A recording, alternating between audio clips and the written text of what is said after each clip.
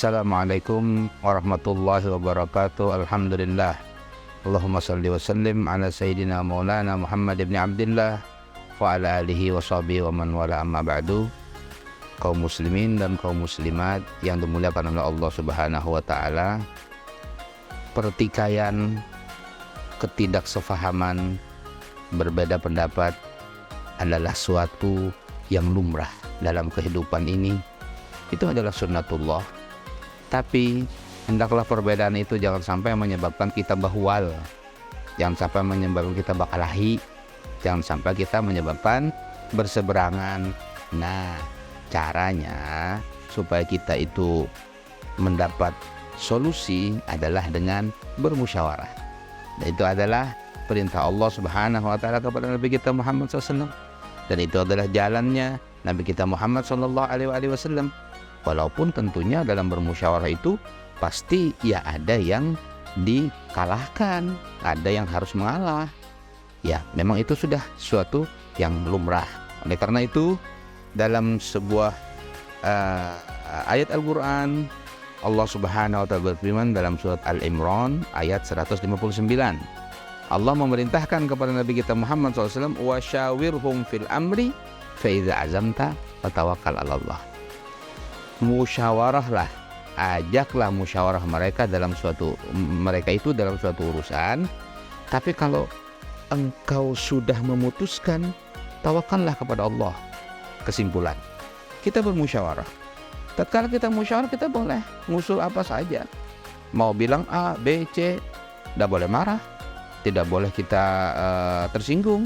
Tapi tatkala kita sudah sama-sama sepakat musyawarah dan mufakat, maka kita harus sama-sama saling menghormati hasil daripada musyawarah itu. Itulah makna fa idza azamta fatawakkal 'ala Allah. Apabila engkau sudah berazam, artinya berniat sungguh-sungguh dalam suatu perkara, maka bertawakallah kepada Allah Subhanahu wa taala. Dalam surat Asy-Syura ayat 38, Allah Subhanahu wa taala berfirman, wa amruhum syura bainahum mimma razaqnahum yunfiqun. Urusan mereka adalah dimusyawaratkan di antara mereka, dan apa-apa yang kami berikan rizki kepada mereka, mereka menginfakkan. Itulah sifat daripada kaum muslimin dan kaum muslimat. Sebuah kata-kata hikmah mengatakan, ma khaba man istasyar, tidaklah rugi orang yang bermusyawarah. Karena kalau bermusyawarah berarti pendapatnya bukan pendapat dia sendiri.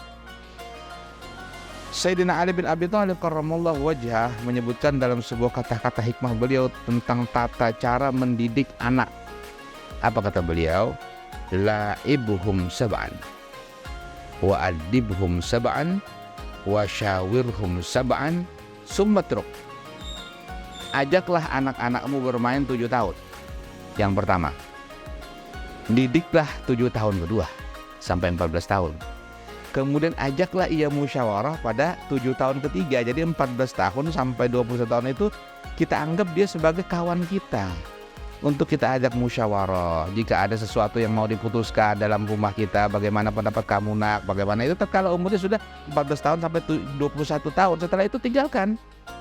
Jadi 7 tahun pertama itu khusus bermain, 7 tahun kedua itu sudah pendidikan, disuruh sholat, disuruh puasa, disuruh dan lain sebagainya. Sudah ada pendidikan di dalamnya sebagai pendidikan dalam Islam tentunya, tata caranya.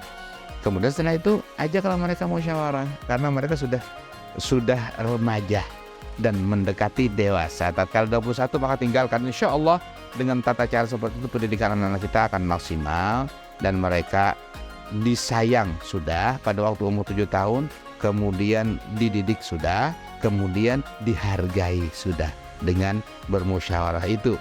Itulah hebatnya suatu musyawarah. Musyawarah dan mufakat adalah salah satu cara di dalam Islam yang paling istimewa yang perlu untuk kita laksanakan. Walaupun tapi munnya kadakawa juga menjadi sepakat bagaimana ya voting.